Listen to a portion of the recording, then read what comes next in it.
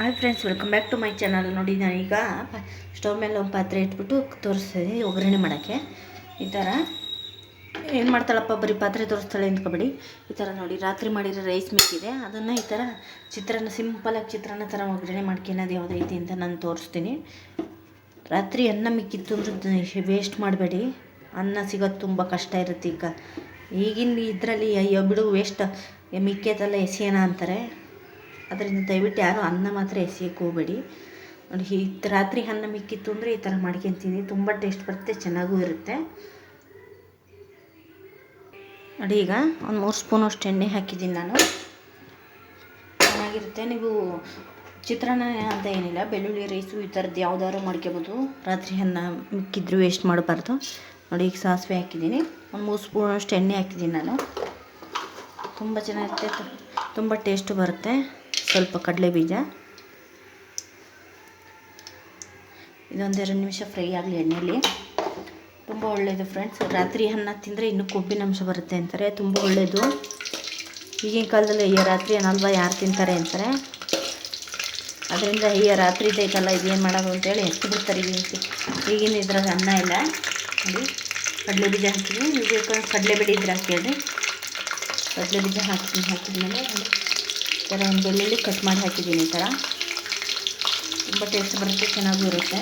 ನೀವು ಬಿಸಿ ಅಂದಲ್ಲೂ ಬೇಕಾದ್ರೆ ಈ ಥರ ಮಾಡ್ಕೊಂಡು ಕೊಡಿ ಚಿತ್ರಾನ್ನ.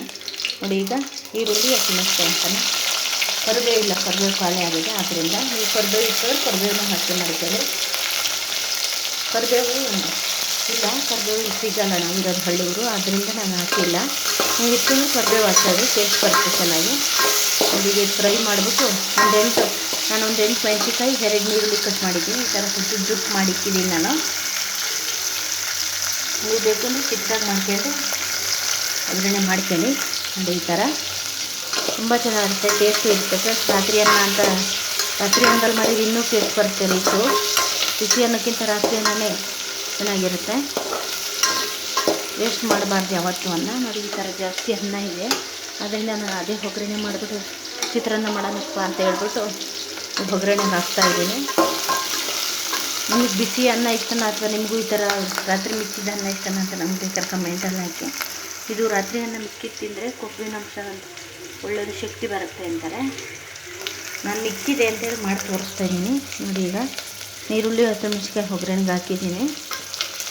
ಇದೊಂದು 2 ನಿಮಿಷ ಫ್ರೈ ಆಗಲಿ. ಇದು ಹಸಿಮೆಣಸಿನ್ಕಾಯಿ ಚೆನ್ನಾಗಿ ಎಣ್ಣೆಲಿ ಫ್ರೈ ಆಗಬೇಕು. ಎಣ್ಣೆ ಸ್ವಲ್ಪ ಜಾಸ್ತಿ ಆಗಬೇಕಾಗುತ್ತೆ ಇದಕ್ಕೆ. ಇದು ನಾನು ಮಾಡಿರೋದು ರೇಷನ್ ಅಕ್ಕಿ. ನೋಡಿ, ರೈಸ್ ಅನ್ನ ಸಾಂಬಾರು ಮಾಡಿದ್ದೆ. ಇದು ಇನ್ನೂ ಜಾಸ್ತಿ ಇಷ್ಟೊಂದು ಅನ್ನ ಮಿಕ್ಕಿದೆ. ಏನಕ್ಕಪ್ಪ ವೇಸ್ಟ್ ಮಾಡೋದು, ಅದೇ ತಿಂದ್ರಾಗುತ್ತಲ್ವ ಅಂತ ಹೇಳ್ಬಿಟ್ಟು ಈ ಥರ ಉದ್ರಾಗಿಲ್ಲ, ಈ ಥರ ಇದು ಮಾಡಿಬಿಟ್ಟು ಕೈಯಲ್ಲಿ ಈ ಗಂಟೆ ಇದ್ದರೆ ಈಗ ಈ ಥರ ಬಿಡಿಸಿ ಉದುರು ಮಾಡಿ ಇಟ್ಟಿದ್ದೀನಿ. ತುಂಬ ಚೆನ್ನಾಗಿರುತ್ತೆ. 2 ನಿಮಿಷ ಇದು ಫ್ರೈ ಆಗಲಿ ಈರುಳ್ಳಿ. ನೋಡಿ, ಈಗ ಇದು ಈರುಳ್ಳಿ ಫ್ರೈ ಆಗಿದೆ. ಟೊಮೊಟೊ 2 ಟೊಮೊಟೊ ತಗೊಂಡಿದ್ದೀನಿ ನಾನು, 2 ಟೊಮೊಟೊ ಹಾಕ್ತಾಯಿದ್ದೀನಿ.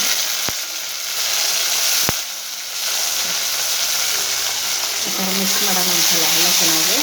ಈ ಥರ ಮಿಕ್ಸ್ ಮಾಡಿದರೆ ಒಂದು 2 ನಿಮಿಷ ಟೊಮೊಟೊ ಎಲ್ಲ ಫ್ರೈ ಆಗಲಿ ಎಣ್ಣೆಲಿ.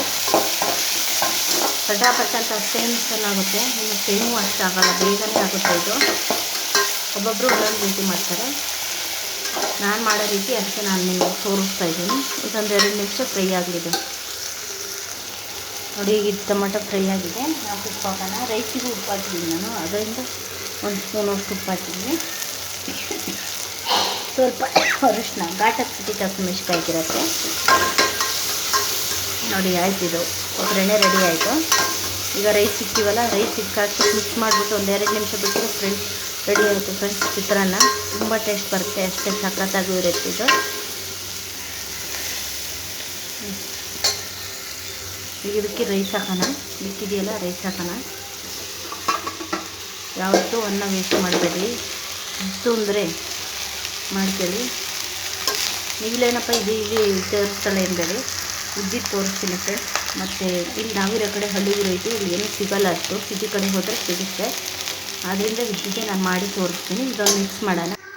ನೋಡಿ, ರೆಡಿ ಆಯಿತು ನಮ್ಮ ಚಿತ್ರಾನ್ನ. ಈ ಥರ ಮಿಕ್ಸ್ ಮಾಡಿ, ಅನ್ನ ಹಾಕ್ಬಿಟ್ಟು ಈ ಥರ ಮಿಕ್ಸ್ ಮಾಡಿದ್ದೀನಿ. ತುಂಬ ಟೇಸ್ಟ್ ಬರುತ್ತೆ. ನೀವು ಒಂದ್ಸಲ ನಾನು ಹೇಳಿರೋ ಥರ ಮಾಡ್ಕೊತೀನಿ, ನಿಮಗೆ ಗೊತ್ತಾಗುತ್ತೆ ಯಾವ ಥರ ಇತ್ತು ಏನು ಅಂತ. ಸಖತ್ತಾಗಿರುತ್ತೆ ಫ್ರೆಂಡ್ಸ್. ಇದು ರಾತ್ರಿ ಅನ್ನ ಅಂತೇಳಿ ಜಾಸ್ತಿನ ಮಾಡಿಬಿಡಿ. ಯಾವುದೂ ವೇಸ್ಟ್ ಮಾಡಬಾರ್ದು. ಅನ್ನದ ಬೆಲೆ ಗೊತ್ತಿರೋರಿಗೆ ಅನ್ನ ವೇಸ್ಟ್ ಮಾಡಲ್ಲ ನೋಡಿ. ಈ ಥರ